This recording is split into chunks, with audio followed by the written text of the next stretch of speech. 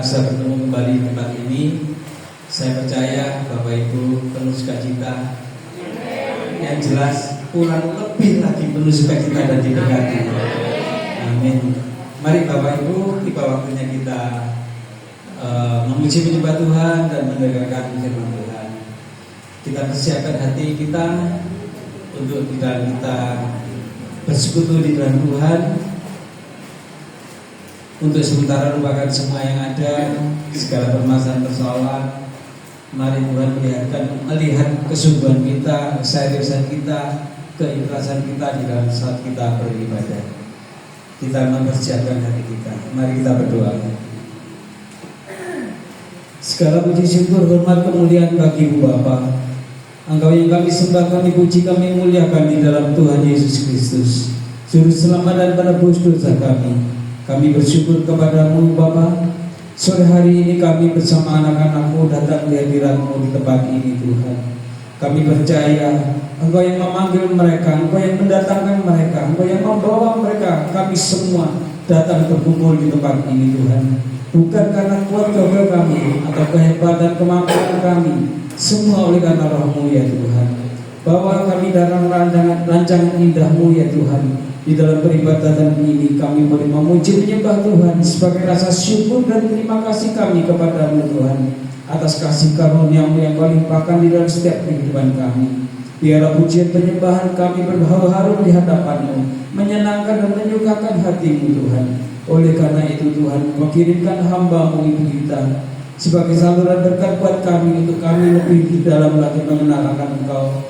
Berbicara Tuhan melalui hamba-Mu. Engkau yang berotoritas atas hamba-hamba-Mu, pelayan-pelayan-Mu di tempat ini. Bapak Buntong sebagai WR, Bapak Agus sebagai pemain musik, dan hamba-Mu Ibu Ita yang Kau kirim tempat ini Tuhan. Bekerjalah di dalam kehidupan mereka, di dalam pelayanan mereka, untuk membawa kami semakin mencintai akan Tuhan, semakin mengasihi, menghormati akan Tuhan, dan semakin dalam lagi mengenal akan Tuhan. Melalui peribadatan ini Tuhan, kiranya Tuhan yang berotoritas atas setiap hati kami, setiap ruangan ini Tuhan, Engkau memberkati. Urapan kuasa Roh Kudus terjadi di tempat ini. Terima kasih Tuhan Yesus, terima kasih. Haleluya, amin. Selamat beribadah dan memberkati.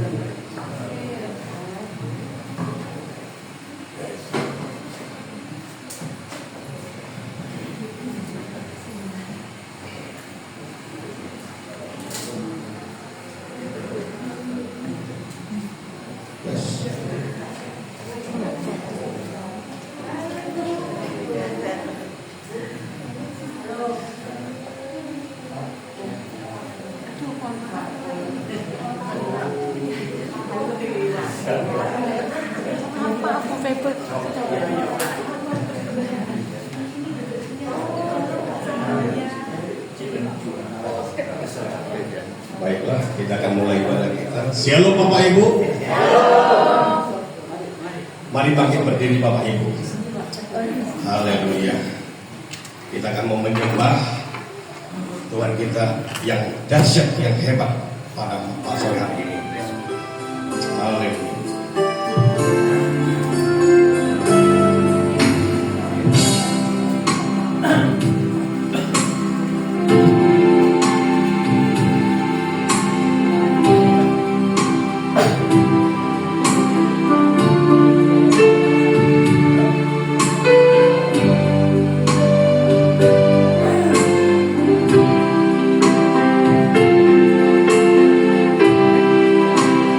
Bawa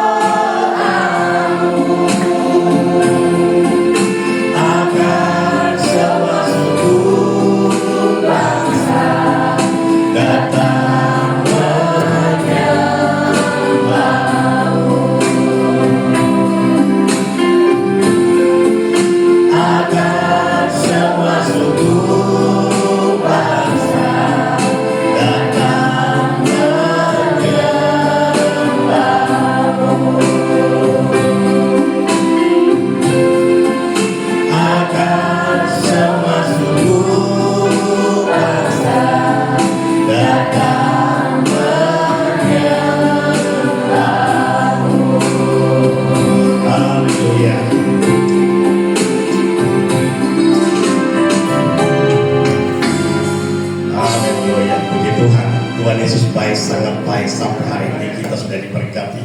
Beri kemuliaan buat Tuhan. Baik, Bapak Ibu silakan duduk. Kita akan mau menyenangkan lagi Tuhan. Kita mau bernyanyi lagi dengan satu pujian, yaitu Hatiku Rindu Tuhan, untuk melayani. Haleluya.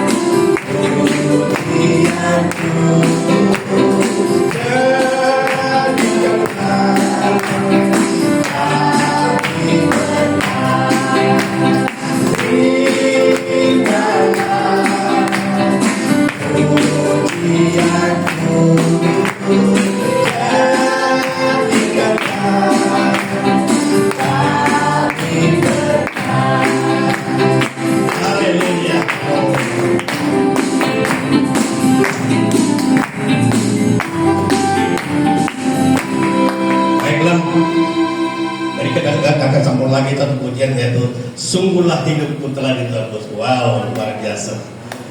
Tuhan Yesus luar biasa. Mari kita masukkan kita lagi.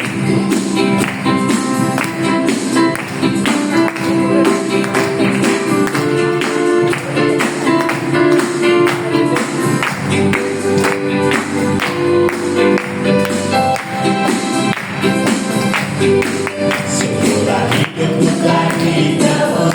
Yeah. Kuasa darah yang kudus. Amin. Sekarang hidupku bukan milikku lagi. Apa yang Tuhan mau inginkan, apa yang Tuhan mau lakukan, asalkan Tuhan ku senang, sempurnakan nama-Mu dimuliakan.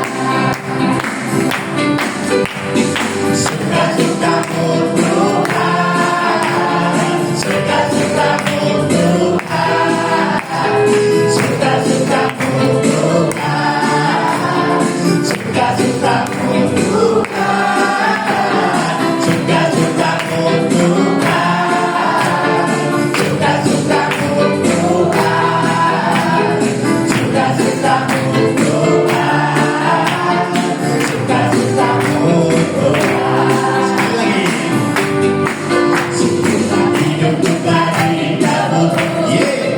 Oleh kuasa darah yang kudus. Amin.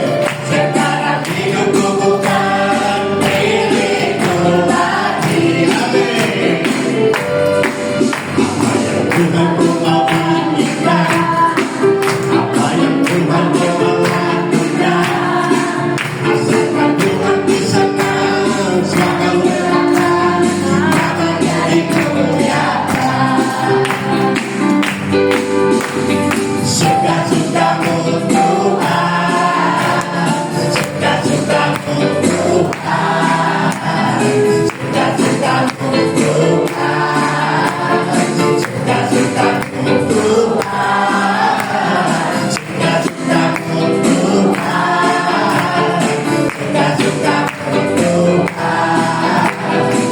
suka-suka-Mu Tuhan, suka-suka-Mu Tuhan, suka-suka-Mu Tuhan, suka-suka-Mu Tuhan, suka-suka-Mu Tuhan. Wow. Haleluya. Memang benar Bapak Ibu ya, kalau kita sudah ditebus, mau diapakan tubuh kita suka-sukanya Tuhan. Amin Bapak Ibu. Amin. Jadi jangan gampang-gampang lagi putus asa, karena kita ini sudah ditebus loh. Jadi suka-sukanya Tuhan, mau diproses lagi kita terima. Amin. Ya, kita terima. Baiklah Bapak Ibu, kita akan sambung lagi satu pujian lagi dengan satu pujian yang besarkan nama Tuhan. Wow.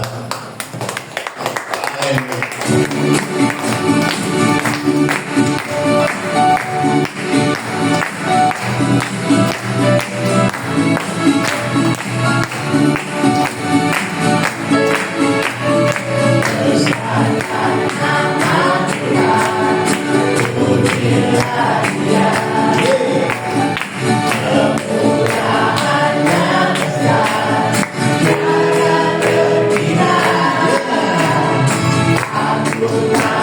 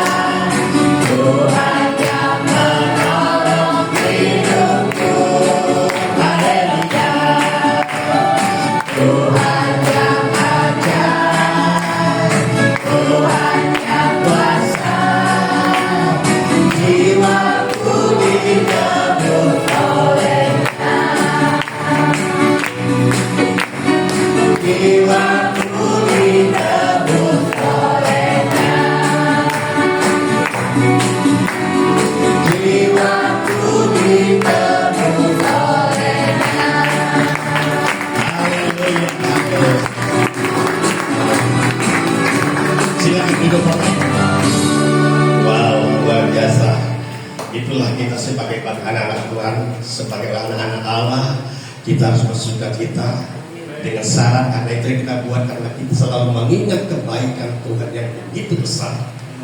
Haleluya. Begitu juga lainlah kita juga sebentar lagi kita akan menerima sabdanya yang akan disampaikan hambanya, karena sabda Allah adalah kebenaran dalam hidup kita.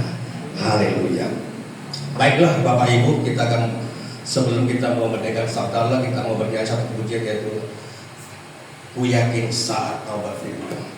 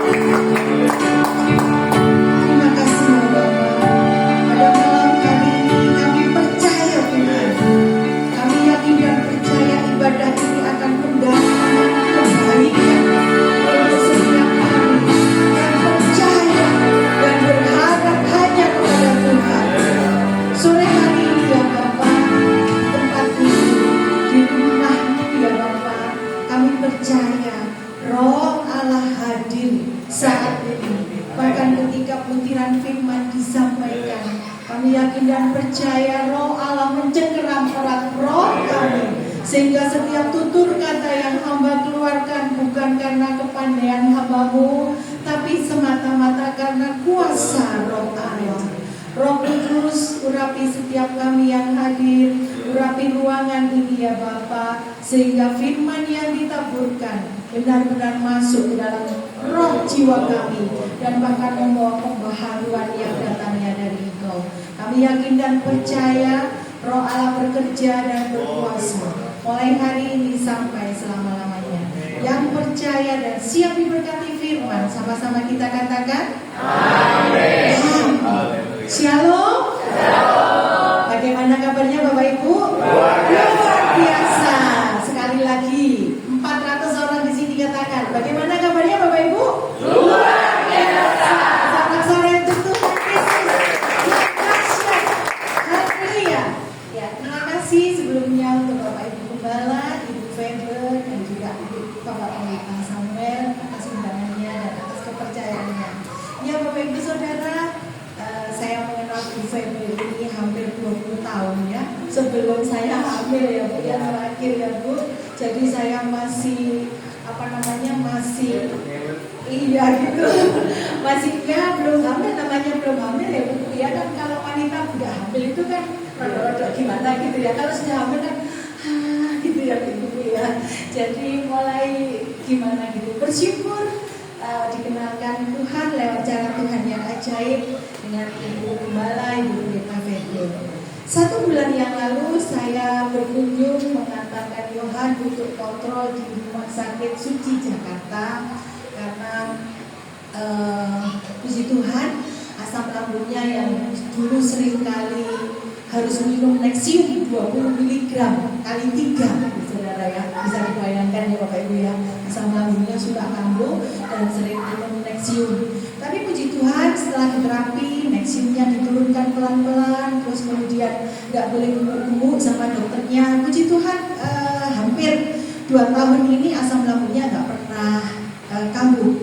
Lalu ketika saya bercakap-cakap dengan dokternya Yohan, tiba-tiba dokternya nyelonong Bapak Ibu Saudara ngomong, Bu Ita, sekarang ini sudah akhir zaman. Saya melongo karena saya pikir, ini kan maksudnya kita ini medis, tak mungkin ngomongin akhir zaman gitu, kecuali kalau kita datang ke teman-teman rekan-rekan hamba Tuhan, boleh nih kita lagi ngomongin akhir zaman gitu ya, bahkan kalau bisa sama kitab-kitabnya sekalian dibahas. Tapi waktu itu seperti saya menangkap sesuatu dari dokternya Yohan, menyampaikan bahwa Bu, kita ini sekarang sudah ada di akhir zaman. Banyak orang mempengaruhi anak-anak muda. Generasi yang sekarang ini bukan lagi dinamakan Gen Z, tetapi generasi sekarang ini dinamakan generasi burger. Coba saudara. Nah ternyata 2 bulan yang lalu saya retreat sesama rekan-rekan dosen dari STT, baik dosen pengajar S1, S2 sampai S3 dikumpulin semua. Nah di sana kita dibuatkan seminar sedang membahas tentang gen burger ternyata saudara. Nah saya baru seminar gen burger, dokternya Yohan menyampaikan ini yang diserang anak-anak muda. Saya masih nggak bisa nangkep. Saya cuma aneh ya. Kita ini harus benar-benar waspada. Sekarang ini akhir zaman Bu Ita. Dokternya Yohan ngomong, saya sampai melongo. Sampai keluar dari ruangan dokter itu saya sampai melongo di Jakarta itu sama Pak Pusat. Pak, kok aneh sih dokter tadi kok ngomongin gitu. Dan kita benar-benar harus berdoa, waspada, menjagai diri kita, keluarga, anak-anak kita dengan doa Bu Ita. Saya cuma melongo. Iya dong, betul dong. Iya. Bu Ita nggak lihat di YouTube semua pada menyerang keimanan anak-anak muda, supaya anak-anak muda ini banyak pertanyaan tentang Yesus. Bahkan kalau bisa Yesus ini diombang-ambingkan, supaya iman anak-anak muda ini tidak lagi kokoh kekeh seperti zaman tahun 80-an, seperti zamannya kita, saya sama Bu Ita. Sudah Bapak Ibu, saya pulang karena kesibukan saya sudah lupa. Nah kemudian Bapak Ibu Saudara, kemarin tanggal 20 saya mendapatkan satu tema di gereja BRC, puji Tuhan, mendapat kasih karunia Tuhan harus melayani secara online jaringan doa nasional yang terhubung dengan Jakarta, dan juga terhubung dengan Pastor Insinyur Niko, Bapak Ibu. Lalu saya mulai teringat pembicaraan saya dengan dokter. Apa ya? Kok dalam tempo 1 bulan ini ada tiga momen harus doa. Kemudian saya mulai bertanya sama Tuhan. Kemudian saya siapkan 2 tema hari ini, tetapi hati saya, roh saya mengatakan bahwa tema yang saya sampaikan malam ini haruslah mengenai doa syafaat. Jadi Bapak Ibu Saudara yang suka sekali dengan satu judul khotbah kita hari ini, kita akan sharing bersama-sama kebenaran mengenai doa syafaat. Doa adalah hal yang sangat penting, yang kelihatannya sepele, Bapak Ibu Saudara. Sepertinya sepele, tapi itu sebetulnya sangat penting. Mengapa Bapak Ibu? Karena doa itu adalah nafas setiap anak-anak Tuhan, orang-orang Kristen. Orang Kristen itu artinya adalah orang pilihan Tuhan, saudara dan saya, orang yang diurapi Tuhan. Yang percaya katakan amin. Tepuk dadanya, aku orang yang diurapi Tuhan. Haleluya. Jadi Bapak Ibu Saudara, setiap anak-anak yang diurapi Tuhan harus mengisi rohnya dengan berdoa. Hari ini sama-sama kita buka di dalam Yohanes 17 ayatnya yang ke-9, yaitu tentang doa syafaat Yesus. Coba Bapak Ibu Saudara, ternyata Yesus pun ketika ada di dunia masih mempunyai tugas, yaitu berdoa syafaat untuk Bapak Ibu Saudara dan saya. Kalau di Alkitab dikatakan doa syafaat untuk murid-murid Yesus. Saudara, murid-murid Yesus adalah orang yang memiliki level keimanan lebih tinggi daripada jemaat biasa. Tetapi kenapa di dalam perikop ini Yohanes 17 Yesus masih mendoakan murid-muridnya? Yuk sama-sama kita kupas. Yohanes 17 ayatnya yang ke-9 sampai yang ke-10.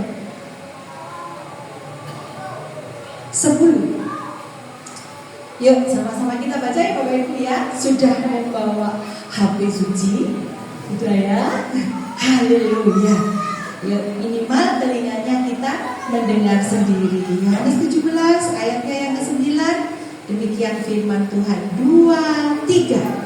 Aku berdoa untuk mereka, bukan untuk dunia aku berdoa, tetapi untuk mereka yang telah Engkau berikan kepadaku, sebab mereka adalah milikmu, dan segala milikku adalah milikmu, dan milikmu adalah milikku, dan aku telah dipermuliakan di dalam mereka. Haleluya. Saudara, perikop ini mengatakan bahwa ada 2 pemahaman yang saya ambil hikmahnya dari pembacaan perikop ini. Yang pertama, Yesus berdoa untuk saudara dan saya. Levelnya naik dikit ya, dari jemaat menjadi murid-murid. Kalau di perikop ini dikatakan bahwa Yesus berdoa untuk murid-murid. Oke, sore hari ini Yesus ternyata mendoakan saya dan saudara. Mengapa? Yang pertama, karena Yesus melihat ada satu keprihatinan dengan situasi-situasi yang sedang dialami murid-murid Yesus. Bahkan pada saat penulisan Alkitab, seringkali saya katakan Alkitab kita ini adalah salah satu tulisan sabda Allah yang tidak pernah expired. Yang mengerti katakan yes. Alkitab kita selalu berlaku sepanjang tahun, seumur hidup. Dari saya usia 5 tahun, 7 tahun, Alkitabnya tetap sama saudara. Tetapi firman yang saya terima setiap hari menuntun saya, setiap tahun menuntun saya, setiap tahun menuntun saya, dan tidak pernah expired. Selalu up to date. Yang pertama, Yesus melihat ada satu keprihatinan di antara murid-muridnya. Dia merasa bahwa murid-murid ini perlu didoakan. Seringkali saya kalau mengajar mahasiswa saya S2, yaitu saya mengajar konseling Yesus dan para rasul, Bapak Ibu Saudara ya. Jadi ini mata kuliah baru yang baru saja ditelurkan kira-kira 2 tahun ini. Jadi sebelumnya 2 tahun yang lalu nggak ada mata kuliah konseling Yesus dan para rasul, belum ada. Dan kemudian 2 tahun ini sudah mulai ditelurkan. Nah, otomatis kalau mata kuliah yang baru-baru, yang permulaan pasti lebih sulit ya saudara ya. Jadi saya sebagai dosen, kalau dulu saya mahasiswa di Unmer tidak pernah belajar saudara. Jadi kalau mau ujian, mau kuliah tidak pernah belajar. Yang penting pokoknya rambutnya diikat, pakai bedak langsung kuliah. Sekarang saudara, ketika jadi dosen nggak bisa seperti itu Bapak Ibu. Waktu jadi dosen saudara harus menguasai. Karena seorang akademis nggak boleh berbicara ngawur, berbicara tanpa landasan, nggak boleh. Dan murid saya itu kebanyakan seusianya Pak Pur, Bapak Gembala, Pak Pendeta Samuel ini usianya semua, dan rata-rata itu 85% gembala semua. Hanya beberapa orang yang berisi Kapolres Lumajang, kemudian Kapolres Warulo, hanya beberapa orang aja yang dari sekuler. Nah, Bapak Ibu Saudara, di dalam konseling yang saya ajarkan, Yesus bisa melihat perasaan, hati, jiwa, mental seseorang yang ada di depannya. Sama halnya ketika saya berbicara dengan Pak Wijaya. Maka ketika Pak Wijaya menyampaikan berita, saya bisa melihat dari pandangan matanya, oh Pak Wijaya menyampaikan berita sedang senang berbinar-binar. Anakku yang perempuan sudah kursus ini, sudah bisa ini, sudah bisa ini. Ada satu tatapan mata yang berbahagia, sehingga saya bisa menyaksikan Pak Wijaya lagi senang. Tapi ketika saya ngomong sama Nawang, nasi bungkus 10 sisa 8 ya apa Nah, saya menangkap bahwa Nawang ini ada satu kesedihan. Yang dia masak, masakannya yang dia masak ternyata konternya tutup saudara. Saya menangkap ada satu kesedihan. Saudara dan saya diberikan satu kepandaian yang luar biasa, diciptakan serupa dengan gambar Allah, supaya saudara dan saya memiliki satu power, bisa menilai seseorang yang ada di depan saudara. Yang mengerti katakan amin. Amin. Dibuktikan dengan apa Bapak Ibu Saudara? Yesus ketika bertanya kepada Petrus, apakah engkau mengasihi aku? Ya Yesus, aku mengasihi engkau. Bertanya lagi di dalam Injil Yohanes dikatakan, Petrus, apakah engkau mengasihi aku? Dan itu diulang sampai 3 kali. Apakah Yesus gak mendengar? No, Yesus mendengar jawaban Petrus. Tetapi ketika Yesus melakukan konseling dengan Petrus, dia sedang ingin tahu, mengorek hatinya Petrus. Kenapa ya? Kok Yesus nanya aku 3 kali? Kenapa ya? Misalnya saya ngomong sama Nawang, kenapa ya? Cece tadi waktu ngomong sama aku kok kayaknya Cece ragu-ragu. Akan bisa dilihat Bapak Ibu Saudara. Dan ketika Yesus mengkonseling Petrus, apakah engkau mengasihi aku? Sampai 3 kali. Akhirnya Yesus menjawab, gembalakanlah domba-dombaku. Saudara, setiap kita, saya dan saudara, mempunyai kemampuan lebih dari apa yang saudara bayangkan. Hari ini yang pertama, Yesus melihat ada keprihatinan di saat-saat seperti ini. Prihatin. Di media massa disampaikan bulan 6 Indonesia akan membayar hutang sekian. Saudara, satu kondisi yang memprihatinkan. PHK di mana-mana, diawali dari Sritek, KFC dan lain-lain, semua pemangkasan tenaga kerja Bapak Ibu Saudara. Apakah tidak membuat khawatir? Padahal firman mengajar jangan engkau khawatir akan apapun juga yang kau makan, karena setiap kekhawatiranmu tidak menambah sehasta jalan hidupmu. Sehasta itu kalau di dalam terjemahannya 45 cm Bapak Ibu Saudara. Jadi buat apa saya dan saudara khawatir? Karena tidak menambah langkah kita 45. Bu, tapi situasinya menakutkan Bu. Bukan hanya dokternya Yohan yang ngomong, Bu, kita harus mendoakan anak-anak muda.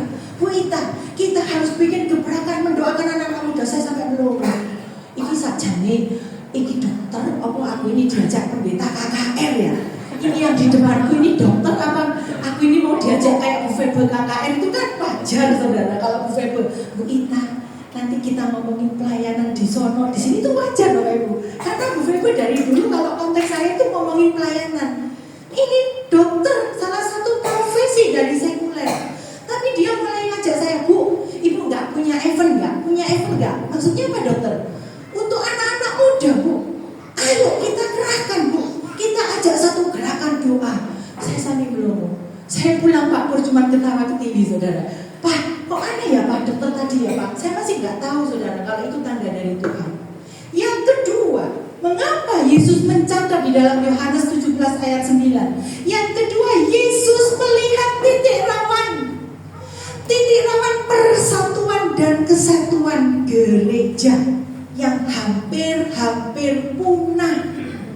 Dulu gereja dan Yesus dikenal Yesus sebagai kepalanya, sebagai Kristus, dan jemaat-jemaatnya ini dia adalah mempelainya. Dan di mana jemaat-jemaat tinggal ini bersatu padu, bersatu padu merupakan bekerja dalam satu tim untuk membuat Yesus senang, untuk membuat happy. Tetapi Bapak Ibu Saudara, di akhir-akhir tahun ini banyak gereja saling bersaing. Bersaing bukan untuk mencari jiwa, tetapi bersaing untuk menjadi yang ter. Visi, misi, pelayanan gereja mulai kabur. Jadi karena dua alasan ini, Yesus mulai mengajak semua saudara dan saya untuk berdoa syafaat. Yang pertama, untuk persatuan. Karena gereja ada di dalam satu masa yang mengkhawatirkan. Nanti dibaca ya Bapak Ibu ya, ayatnya ditulis ya, 1 Korintus 6 ayat 17. Yang kedua, seharusnya gereja itu adalah satu persatuan. Menurut pandangan Yesus, gereja adalah tempat semua anak-anak Tuhan bersatu, memancarkan kasih, saling melayani, bukan saling menuduh, bukan saling menuding. Yang mengerti katakan amin. Amin. Mari Bapak Ibu Saudara, melalui perikop hari ini, doa yang dipanjatkan Yesus pada Yohanes, mari sama-sama kita benahi. Kembalikan gereja sebagai fungsi utama, pemersatu. Gereja sebagai satu kesatuan tubuh Kristus. Kalau gereja sebagai satu kesatuan tubuh Kristus, maka kalau ada salah satu anggota yang sakit, tubuh kita sakit apa enggak Bapak Ibu Saudara? Sakit. Misalnya nih, tangannya yang sini sakit, ketindihan saudara, yang sini sakit. Maka dalam berapa hari orang yang ketindihan tadi tangannya akan gak nyaman. Jalannya begini, nanti ada bantal dijemur saudara ya. Kalau nggak ada panas, bantalnya di dryer supaya panas. Ngok gitu. Setelah panas dimasukkan ke sini. Rada enak. Sore dikit lagi, kok sakit lagi? Dinyos sama hair dryer. Gitu ya saudara. Terus dimasukkan lagi. Kalau ada satu anggota tubuh yang sakit, maka seluruh tubuhnya akan sakit. Lalu bagaimana saudara dan saya sebagai murid Tuhan, sebagai pelayan Tuhan yang harusnya menjadi pemersatu gereja, supaya apa yang menjadi visi misi tujuan Kristus digenapi terhadap hidup saya dan saudara, tapi justru malah tercerai-berai. Doa syafaat ini yang pertama untuk persatuan gereja. Bersatu dalam bahasa Yunani artinya adalah hais. Hais ini adalah tunggal, seperti yang ada di dalam Efesus 5 ayat 31, yaitu pernikahan Kristen. Pernikahan Kristen kita tahu dua menjadi satu. Jadi kalau saya konseling pernikahan, maka saya akan ngomong 1 ditambah 1 sama dengan 1.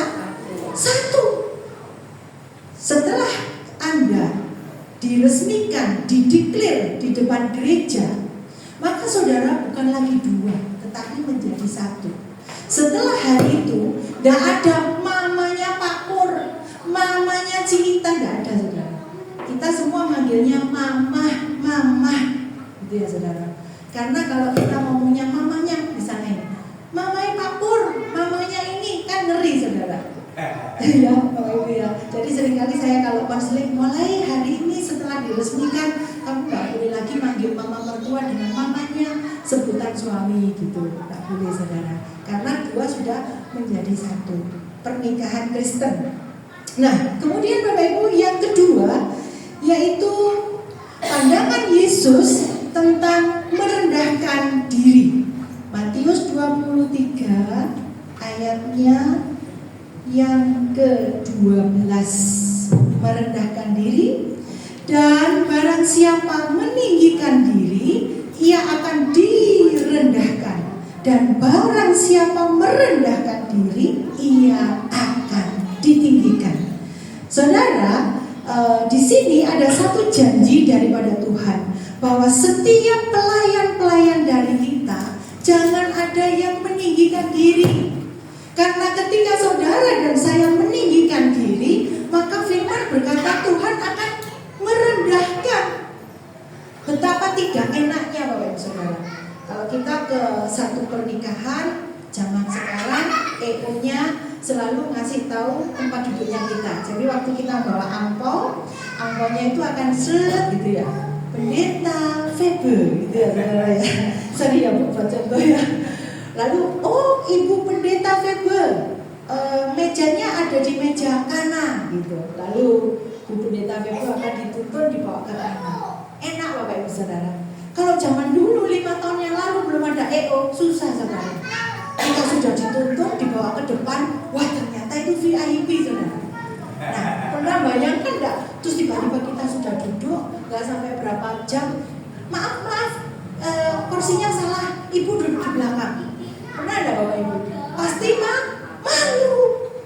Firman mengatakan kamu lebih baik jangan duduk di depan, lebih baik kamu di belakang. Nanti setelah tuan rumahnya datang, baru ngajak kita duduk di depan. Daripada kita diantar aser duduk depan, ternyata itu bukan duduknya kita saudara. Hari ini pelayanan apapun yang saudara lakukan, mari sama-sama yang kedua, kita melakukan dengan rendah hati. Bukan untuk keakuan saya dan saudara, tetapi pelayanan yang kita lakukan adalah untuk menyenangkan hati Tuhan. Menyenangkanmu, senangkanmu, hanya itu kerinduanku. Menyenangkanmu, senangkan hatimu, hanya itu kerinduan. Amin. Tepuk tangan untuk Allah kita yang suka menyelamatkan saya dan saudara. Yang kedua, memiliki kerendahan hati. Yang ketiga, mengapa sih Bu Yesus harus doa syafaat? Yesus itu kan sesungguhnya Roh Allah. Tapi kenapa Yesus harus mendoakan saya dan saudara?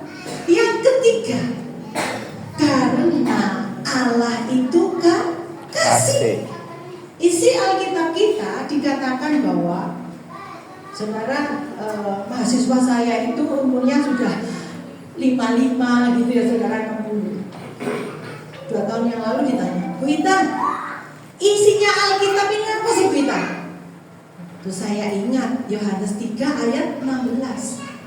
Alah Bu, itu kan sudah klise. Karena begitu besar kasih Allah ke dunia ini sehingga Dia memberikan anaknya yang tunggal, supaya saya dan saudara tidak menderita, tetapi mendapatkan hidup yang kekal. Klise Bu, coba Bapak Ibu saudara.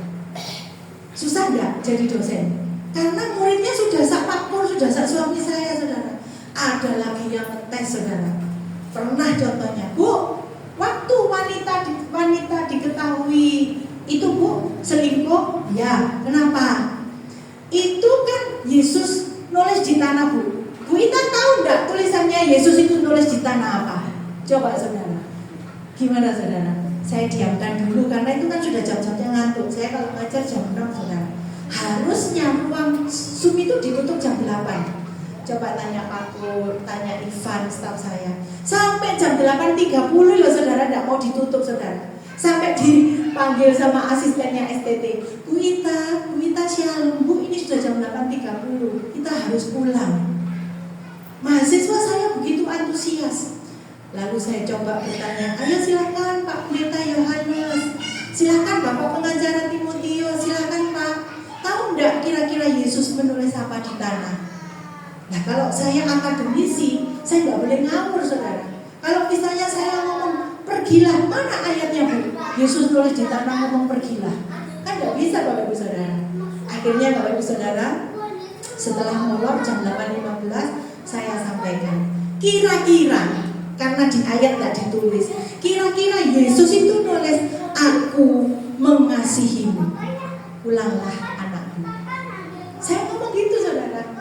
Nah, yang ketiga, mengapa Yesus sebagai Allah, Roh yang berkuasa, Allah itu sendiri mendoakan saya dan saudara.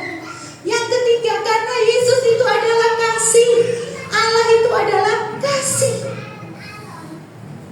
Allah adalah kasih.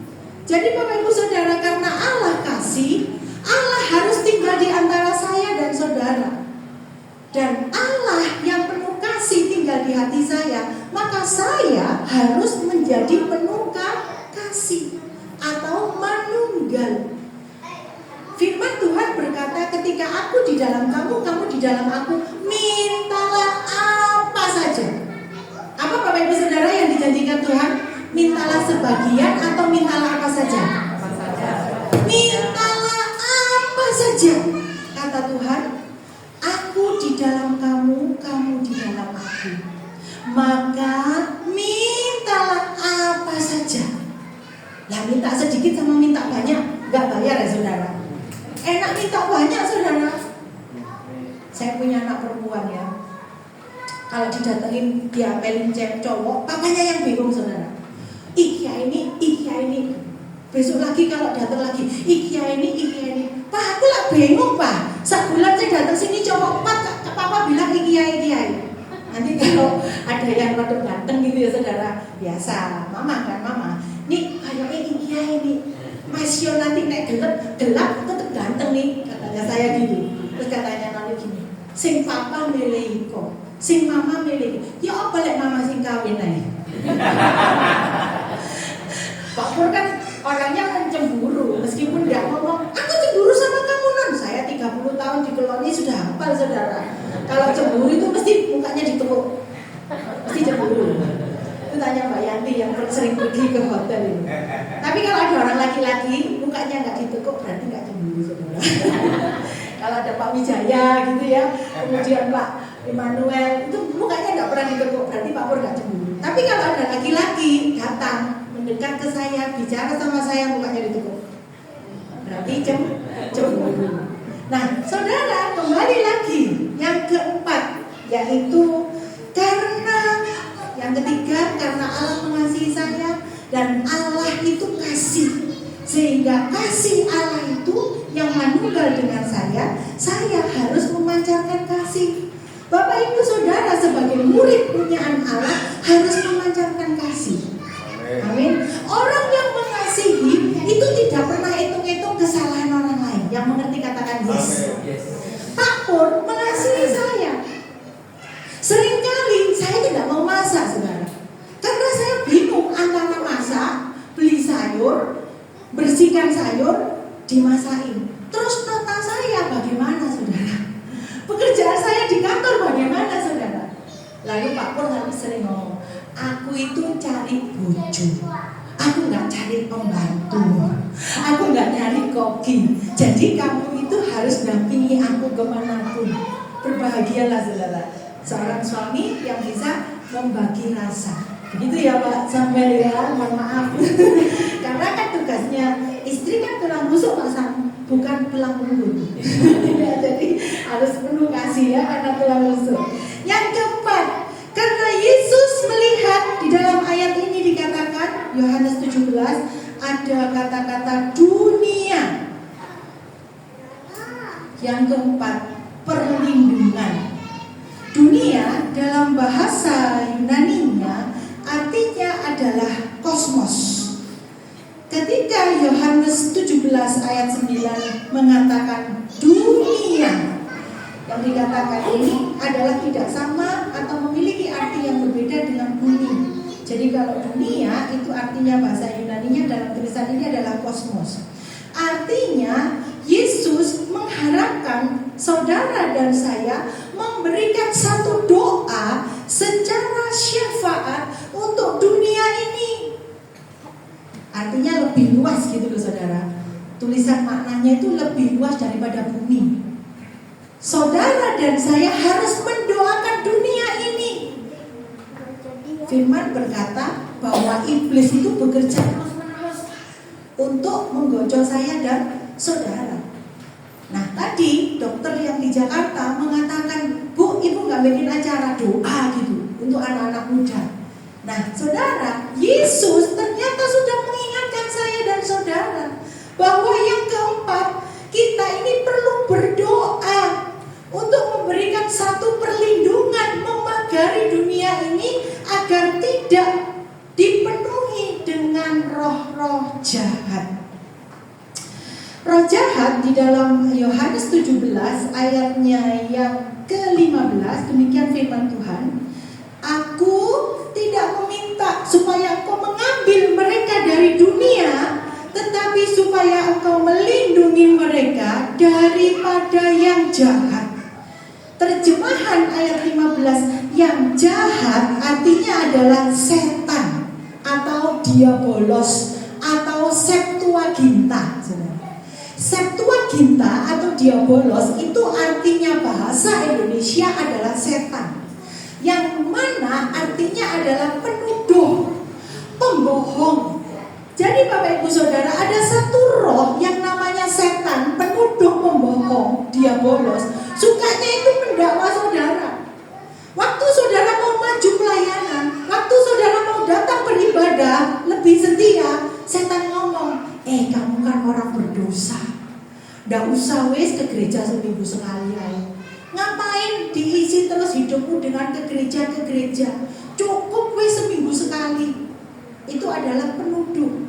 Saudara diingatkan masa lalu saudara, buat apa pelayanan? Sudah, hidupmu lo tidak baik-baik.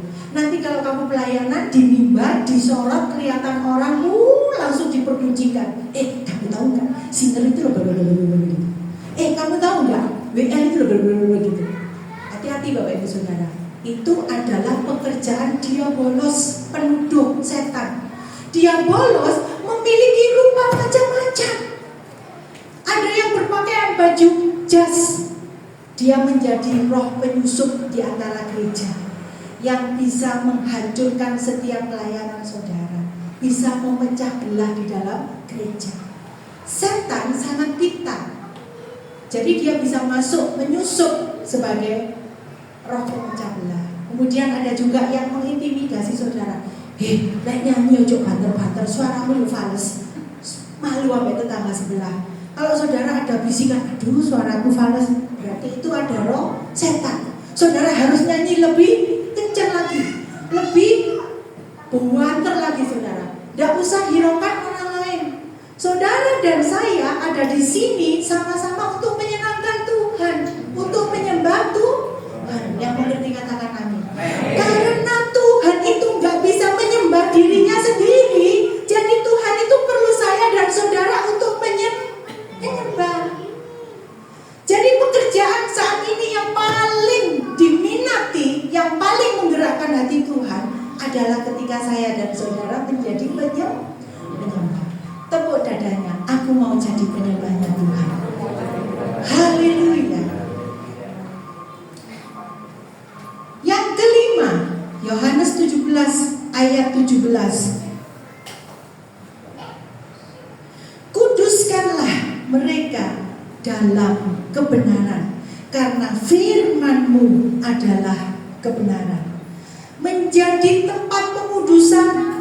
Gereja hari-hari ini harus jadi tempat pengudusan, bukan menjadi tempat celaan.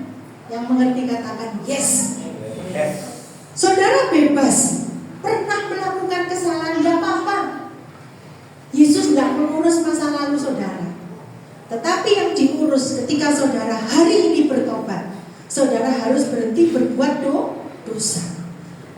mungkin masa lalu kita nggak sempurna. Oh, mungkin dulu kita pernah salah, kita pernah mencuri, kita pernah selingkuh, kita pernah seambrek semua kejahatan. Tetapi ketika hari ini, tanggal 23, saudara merasa, ya Tuhan, aku mau bertobat. Kuduskanlah aku Tuhan, jadikan aku hamba-Mu yang setia. Maka Bapak Ibu Saudara, hari itu saudara tidak boleh lagi melakukan dosa. Saudara tidak boleh lagi melakukan kesalahan. Berusaha untuk menjaga hidup saudara benar. Ketika saudara berhenti berbuat dosa, saudara adalah berlian di mata Tuhan. Amin. Masa berlian itu kalau naruh di geledak-geledak di tempat berambang itu saudara, di tempat dicampur terasi itu saudara. Pernah bayangkan tidak saudara? Kan tadi saudara ini katanya kan orang berdosa. Terus karena Yesus disalibkan, menebus semua kesalahan saudara di atas kayu salib, saudara gak jadi lagi berdosa karena sudah dibersihkan oleh darah Yesus. Yang kedua, saudara sudah dibenarkan menjadi orang yang benar. Saudara sudah jadi berlian di sini. Kalau saudara dan saya sudah jadi berlian karena karya Kristus yang ajaib di atas kayu salib, mau nggak saudara bergumul dalam dosa lagi? Mau nggak saudara? Saudara yang berlian tadi, kalau misalnya mau nyambel, mau bikin ayam kremes, kan berliannya ditaruh, disimpan saudaranya. Oh, disimpan di sini ya. Terus nanti diomongin, jangan disenggol ya, ini berlianku misalnya. Kan nggak mungkin berlian ini tadi ditaruh di terasi. Wis tak ada di terasi nih saudara. Wis tak taruh di berambang, kan nggak mungkin saudara. Nanti kan hitam-hitam semua jadi di berambang. Itu adalah gambaran betapa berharganya hidup saya dan saudara yang mengerti. Amin. Saudara dan saya berharga di mata Tuhan. Siapakah aku ini Tuhan? Jadi biji matamu. Dengan apakah ku balas Tuhan selain puji dan sembah Kau. Amin. Saudara dan saya harus membalas puji dan sembah Dia. Sorak-sorai untuk Allah kita yang dahsyat. Haleluya. Gereja harus punya tampilan yang berbeda. Gereja harus mampu menguduskan. Kudus arti katanya di dalam ayat 17 ini saya ambil adalah hagiason. Hagiason artinya adalah tindakan Allah memisahkan saya dan saudara dari dunia ini. Memang kita pernah salah, tapi janji Tuhan, saudara sudah tidak ada di bawah penghukuman. Hari ini saudara sudah dibenarkan menjadi orang benar. Mari saudara dan saya mengisi kebenaran yang sudah diberikan oleh Tuhan kepada saya dan saudara. Status saudara itu sudah bukan lagi terdakwa. Status saudara ini bukan terdakwa, tetapi orang yang dibenarkan. Mari mulai hari ini kita isi hidup saya dan saudara, yaitu dengan menyenangkan hati Tuhan. Sebab itu kita harus sungguh-sungguh. Akhir zaman sudah ada di depan mata. Katanya firman, kalau kita khawatir gak nambahin sejengkal. Maka saudara dan saya harus membuat kesenangan, menyenangkan hati Tuhan. Kalau saudara menyenangkan hati Tuhan, saudara gak usah teriak-teriak, Tuhan, aku ini loh gak tahu besok itu mau makan apa. Tuhan, sakitku ini loh gak kayak gini. Vonis dokter mengatakan 2 bulan lagi, 3 bulan lagi. Tuhan, situasi ekonominya kayak gini Tuhan. Saudara gak usah teriak-teriak, karena saudara sudah punya hubungan relationship yang bagus dengan Tuhan. Maka ketika saudara cuma ngomong, Tuhan, tak serahkan semuanya ke dalam tangan-Mu. Sakit penyakitku, ekonomiku, mungkin ada cucuku yang mengalami PHK. Wes Tuhan terserah, tak serahkan. Saudara, dengan cara Tuhan yang ajaib, saya akan menceritakan 5 menit kesaksian saya. Saya undang 5 musik untuk maju. Waktu saya lulus SMA, saya dari kota Mojokerto ya saudara. Lalu papi rohani saya memanggil saya, ngomong katanya saya mau dijodohkan sama pendeta di Bandung. Saya lari terbirit-birit saudara, saya tidak mau jadi pendeta. Lalu ketika Pak Pendeta saya kembali bertanya, kenapa kamu kok ketakutan? Saya ngomong, saya ini suka dandan pi. Kalau papi jodohkan saya sama pendeta di Bandung, saya nanti nggak boleh pakai lipstik, saya nggak boleh pakai bulu mata. Katanya gitu saudara. Coba saudara. Tapi saya lari 3 bulan nggak mau ke gereja saudara. Lulus SMA karena takut mau dinikahkan sama pendeta. Muter saudara. Tapi apa yang menjadi visi misi Tuhan tidak pernah gagal. Ingat Yunus disuruh melayani ke kota Niniwe. Nyelonong kayak gurita, meluyur kemana-mana saudara, tidak nurut sama firman Tuhan. Tapi visi misi Tuhan tetap akan digenapi. Setelah Yunus tamasya 3 hari 3 malam di dalam perut ikan, akhirnya dia dimuntahkan lewat depan. Pernah mikir nggak kalau dimuntahkan lewat belakang? Pernah mikir? Dia nggak mungkin jadi kegenapan janji Tuhan. Untuk Tuhan itu baik, Tuhan itu penuh kasih, sehingga Yunus dimuntahkan lewat mulutnya ikan depan. Akhirnya dia bertobat dan dia tetap menjalani perintah Tuhan. Saudara, saya kadang-kadang saya mikir, kok iso aku jadi gembala iki opo yo ceritanya. Ternyata saudara, pekerjaan yang paling sulit itu bukan manajer. Tanya Mbak Yanti, kalau anak-anak di kantor goda model apapun, sopir A goda, sopir B goda, tanya Mbak Yanti, saya bisa menyelesaikan semua masalah. Tapi begitu saya dihadapkan jadi gembala, saudara, saya kelop. What is the meaning kelop? Nggak bisa mikir itu saudara. Saya kelop, kok iso aku jadi gembala? Jadi gembala ngene kayak gini. Nanti disopo kita masih repot, dikira so. Nanti disopo lagi, oh iya Bu, salaman sampai sini. Iya Bu, sing disalami gondok saudara. Bu Ita salaman sampai aku. Masa noleh sama orang lain? Waduh, ternyata jadi gembala itu susah saudara. Tapi percaya, semua yang susah pasti dimampukan lewat Roh Kudus. Bersama dengan Roh Kudus saudara dan saya cakap menanggung segala persoalan perkara. Nah, hari ini firman mengajar kepada saya dan saudara untuk melakukan 5 hal yang diminta oleh Tuhan. Dan yang terakhir, tetaplah saudara dan saya menjadi doa syafaat, baik bagi gereja, bagi keluarga, bagi saudara di mana berjemaat, saudara tinggal, saudara harus tetap menjadi pendoa syafaat. Mari kita pujikan, kita bangkit berdiri. Siapakah aku ini Tuhan, jadi biji matamu. Dengan apakah puas Tuhan saling puji dan sembah. Sekali lagi.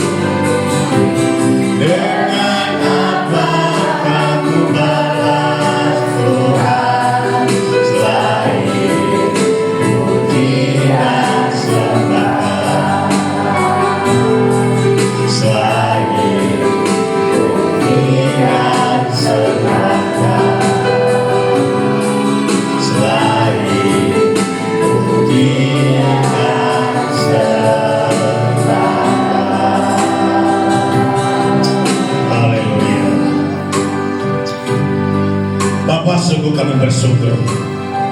Tuhan baik, sangat baik Bapa. Tuhan sudah mengingatkan kami melalui sabda-Mu yang disampaikan oleh hamba-Mu buat kami semua di tempat ini, supaya kami terus belajar untuk membawa segala doa syafaat terlebih buat bangsa kami Indonesia. Membawa doa kami juga untuk gereja-gereja, membawa doa juga doa kami untuk saudara-saudara kami yang mengalami kelemahan. Sungguh kami bersyukur Bapak, Tuhan mengajarkan kami, mengingatkan kami, supaya kami terus mendoakan siapapun itu orang yang selalu kami mendoakan, baik itu musuh-musuh kami yang menyakiti kami, supaya kami terus mendoakan mereka. Tuhan, sungguh kami bersyukur Tuhan sudah mengingatkan kami. Begitu juga Bapak, sungguh kami bersyukur Tuhan sudah mengingatkan kami, supaya kami selalu merendahkan hati kami, supaya kami tidak selalu memikirkan. Karena kami tahu ketika kami merendahkan di hadapan Tuhan, baik melalui perkataan kami, Tuhan sangat mengasihi kami. Terima kasih Bapa, Tuhan sudah memberkati kami semuanya. Tuhan sudah mengingatkan kami semuanya. Sungguh kami bersyukur Bapa, kami sudah menerima sabda-Mu malam ini. Hanya di dalam nama Tuhan Yesus Kristus. Haleluya. Amin. Yang merasa diberkati Tuhan Yesus menerima sabda, diberi kemuliaan buat Tuhan Yesus. Baiklah, kita akan menjalankan persembahan. Sebelum kita menjalankan persembahan, kita menaikkan suatu pujian hatiku.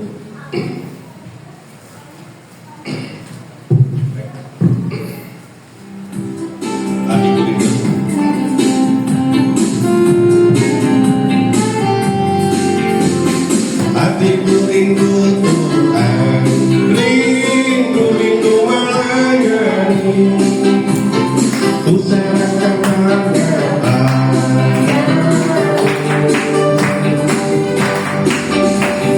Jiwaku rindu Tuhan, rindu kehadirat-Mu, agar hidupku Tuhan layak di hadapan-Mu. Ku puji nama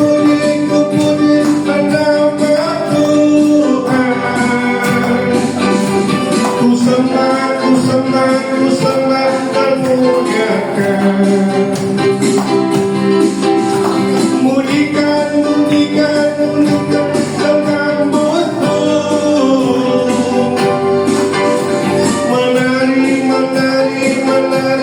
Menarilah.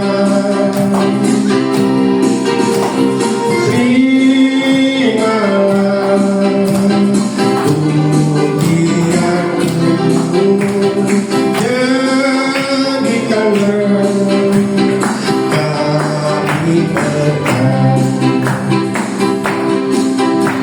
Ku puji dengan nama Tuhan. Ku sembah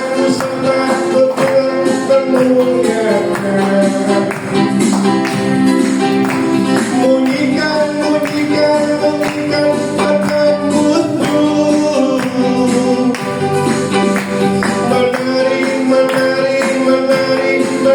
Menarilah.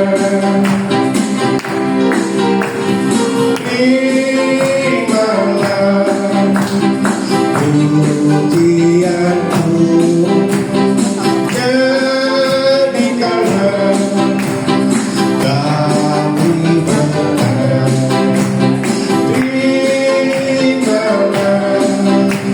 Terimalah pujianku,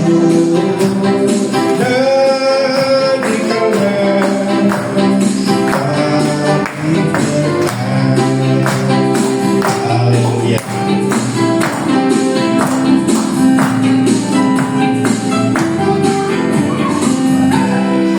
Baiklah Bapak Ibu, sekarang kita mau membawa doa syafaat kita buat bangsa Indonesia ini, supaya terus dijaga Tuhan. Baik kita berdoa juga buat aparat TNI dan Polri, supaya terus Tuhan lindungi dengan kekuatan dalam menjaga kita sebagai aparat negara ini. ini untuk doa ini saya serahkan buat untuk Bapak Wijaya. Mari Pak maju ke depan.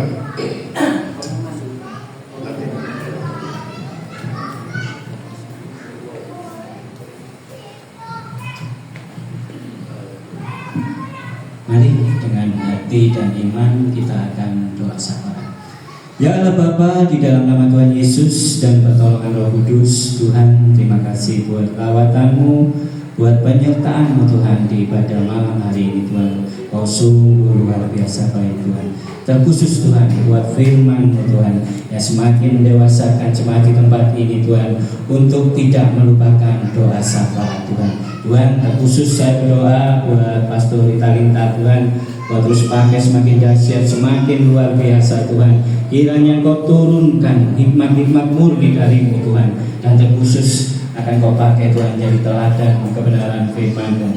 Saya juga berdoa buat keluarganya, buat Pastor Pur Tuhan, Pak Pur Tuhan, Kau terus pakai semakin luar biasa dahsyat Tuhan. Juga buat anak-anaknya Tuhan, Kau terus berkati, Kau lindungi, Kau jaga kesehatannya Tuhan. Khusus Tuhan akan Kau wujudkan suatu kebahagiaan di dalam rumah tangganya Tuhan. Hari ini juga saya berdoa buat tempat ini Tuhan, terus Kau pakai Tuhan semakin dahsyat, semakin luar biasa Tuhan. Kiranya Tuhan Engkau datangkan jiwa-jiwa yang murni untuk menyembah, memuliakan nama-Mu saja Tuhan. Saya juga berdoa buat Pastor Feber dan Pastor Immanuel Sianto Tuhan, sebagai tempat ini Tuhan, Engkau terus pakai semakin luar biasa Tuhan. Kau berikan kesabaran, Kau berikan hikmat-hikmat yang murni, yang luar biasa dari-Mu Tuhan. Kiranya juga akan Kau pakai Tuhan jadi teladan kebenaran firman-Mu Tuhan. Hari ini juga saya berdoa Tuhan buat bangsa dan negara kami Tuhan. Kiranya Tuhan Kau terus selawat, Engkau terus berkati bangsa kami Tuhan. Kau terus berikan berkat-berkat yang luar biasa Tuhan. Kau jauhkan dari bencana-bencana Tuhan.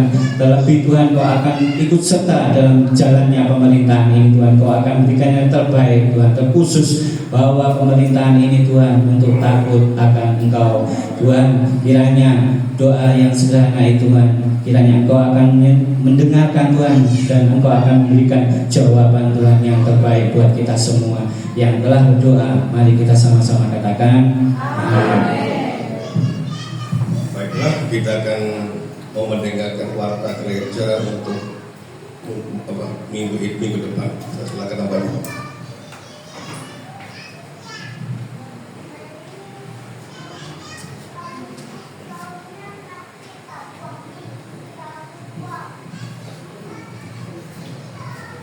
Shalom. Terima kasih kepada Ibu Pendeta Ita Purnomo. Tuhan semakin pakai luar biasa dan nama Tuhan dipermuliakan. Tadi saya mendengar Ibu Pendeta Purnomo telah bersaksi mengenai anaknya sakit asam lambung. Saya habis sakit seperti itu Bu. Saya 2 minggu tidak saya bangun, tapi Tuhan sendiri yang hadir menyembuhkan saya. Tahunnya begini, saya pergi dokter sampai 4 dokter, nggak bisa sembuh. Saya tusuk jarum, nggak bisa sembuh. Saya dikasih obat banyak, ya saya minum tapi nggak sembuh. Akhirnya saya dikunjungi jemaat saya, orangnya gagap kalau omongan itu. Bu, sakit apa? Bangun, jangan minum obat.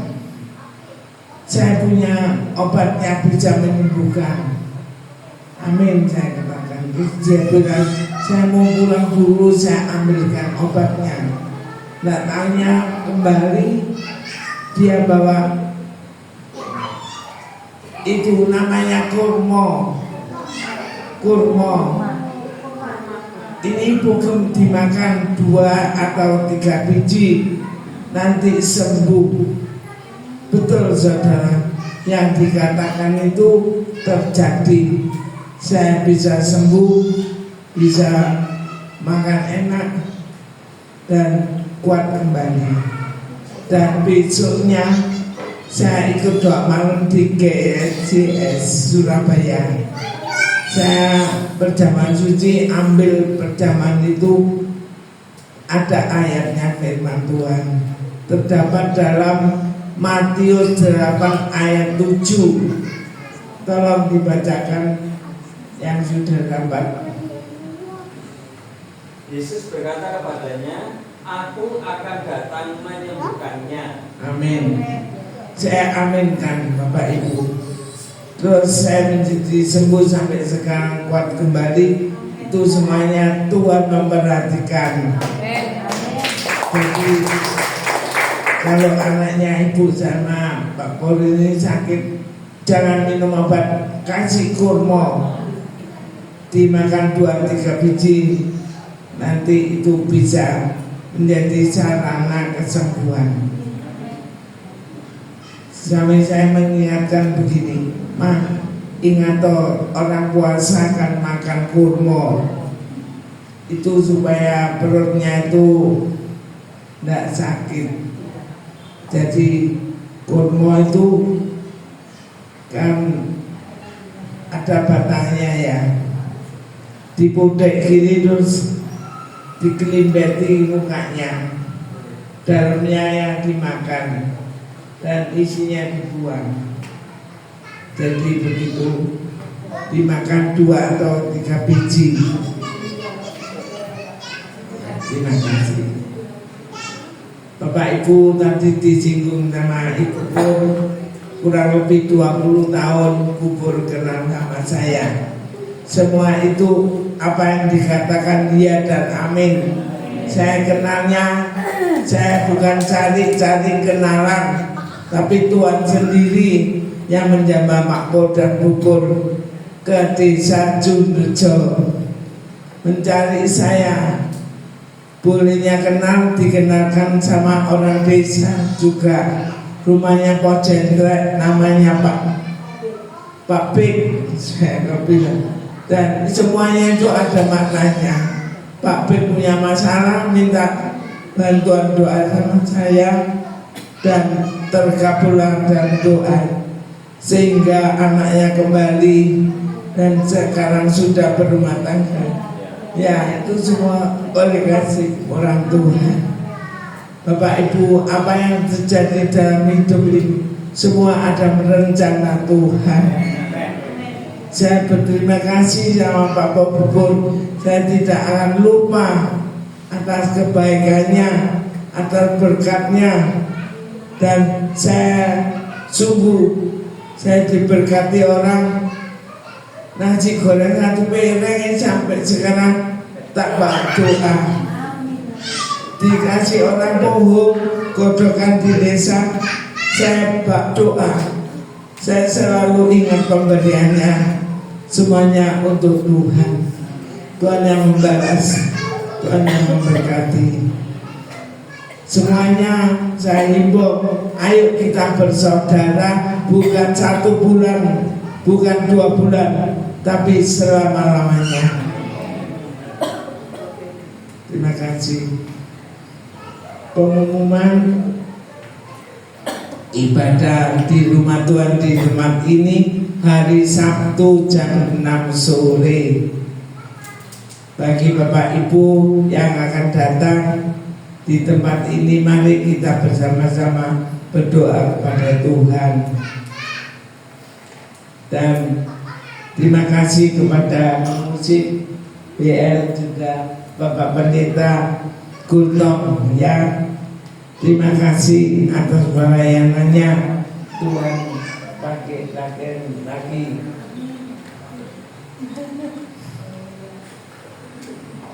Ya, nanti bentar kita akan mengakhiri doa pada malam hari ini. Kita akan berdoa dengan Tuhan. Sebelumnya berdoa, kita sekali lagi mengucap terima kasih pada Pak Pur. Tuhan semakin pakai luar biasa dan nama Tuhan dipermuliakan. Baiklah Bapak Ibu, mari kita bangkit berdiri.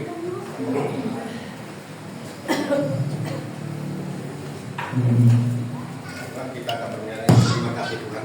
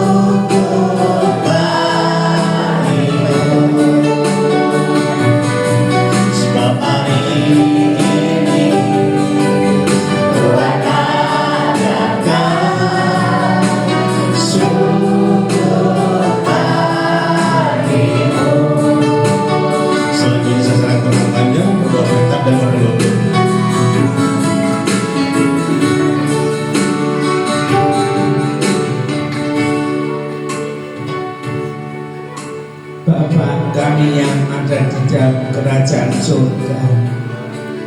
Pada malam yang indah ini Tuhan, kami anak-anak-Mu bersama hamba-hamba-Mu telah berkumpul di rumah Tuhan di tempat ini. Kami percaya Tuhan hadir, Tuhan ada di tengah-tengah kami. Bapa surgawi, pada malam hari ini kami semuanya sudah mendengarkan firman Tuhan, supaya kami renungkan dan kami lakukan, dan akan kami bawa pulang ke rumah tangga masing-masing, supaya seluruh keluarga diberkati oleh Tuhan. Bapa, pada malam yang indah ini semua sudah diberkati firman-Mu, firman-Mu yang hidup dan berkuasa akan terjadi dalam kehidupan anak-anak-Mu Tuhan. Terima kasih Tuhan. Berkati Ibu Pendeta Ita dengan suami Pak Pur. Tuhan berkati rumah tangganya, berkati hidup nikahnya, berkati dalam pelayanannya, berkati anak-anaknya Tuhan. Oh, dalam nama Tuhan Yesus, Tuhan memberkati anaknya, beri kesehatan tubuh yang sempurna, supaya tidak ada penyakit apapun, segala penyakit dicabut serta akar-akarnya, supaya anaknya Bapak Ibu Purnomo tidak punya penyakit, sehat panjang umur sampai selama-lamanya, dalam nama Tuhan Yesus. Sekarang Bapak Ibu, angkatlah kedua tanganmu, terimalah berkat dari Bapa, berkat urapan Roh Kudus yang dari surga, diberkati hidupmu, diberkati masa depanmu, diberkati keluarga rumah tanggamu, anak-anakmu diberkati Tuhan, cucu menantu diberkati Tuhan, kesehatanmu diberkati Tuhan, dijauhkan dari segala penyakit. Tuhan beri sehat panjang umur sampai selama-lamanya. Yang sudah diberkati percaya dan katakan amin.